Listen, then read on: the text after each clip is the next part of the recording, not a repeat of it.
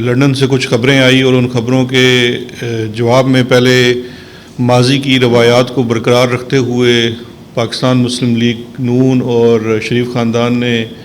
اثر نو مٹھائیاں بانٹی اور مٹھائیاں کھائی بھی،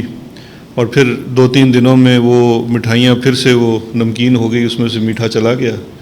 ہر فیصلہ آنے کے بعد ایسے ظاہر کیا جاتا ہے کہ یہ شاید فیصلہ ان کے حق میں ہی آیا ہے، تو وہ تھوڑا سا کانٹیکسٹ آپ کو بتانا بڑا ضروری ہے۔ پھر اس میں ایک آپ نے دیکھا ہے کہ ویکینڈ پہ ایک یوٹیوب کے اوپر ایک انٹرویو بھی آیا، تو ان تمام چیزوں کو لے کے کچھ چیزیں آپ لوگوں کی گوشہ گزار کرنی ہے۔ سب سے پہلے تو یہ ہے کہ ایک دفعہ سے پھر ثابت ہوا کہ یہ جو جھوٹ اور جھوٹوں کی جو داستان ہے شریف خاندان کی، وہ اثر نو ثابت ہوگی، لیکن اس میں تھوڑا سا اگر ہم اس کا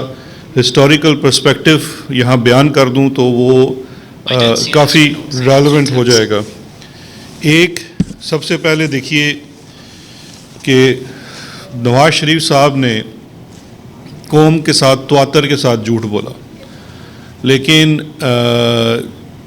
ماضی میں تو جھوٹ بولتے تھے تو کافی گزارا ہو جاتا تھا، اب جھوٹ پکڑے جاتے ہیں۔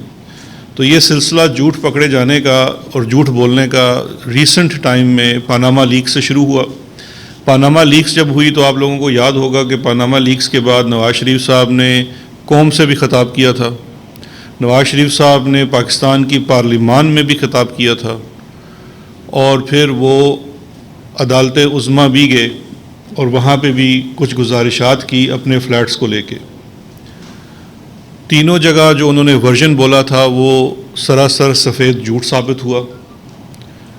انہوں نے قوم کو بھی اپنے اثاثوں اور ان کے سورس اور ذرائع کے متعلق گمراہ کرنے کی کوشش کی۔ پھر بڑی چلاکی سے جو پلیٹ فارم استعمال کیا وہ پارلیمان کا پلیٹ فارم استعمال کیا، اس کے اوپر جھوٹ بولا۔ ایونچولی جب معاملہ سپریم کورٹ آف پاکستان کے سامنے تفصیل کے ساتھ ڈسکس ہوا، اس کے اوپر دونوں سائڈز کے آرگومنٹس لیے گئے،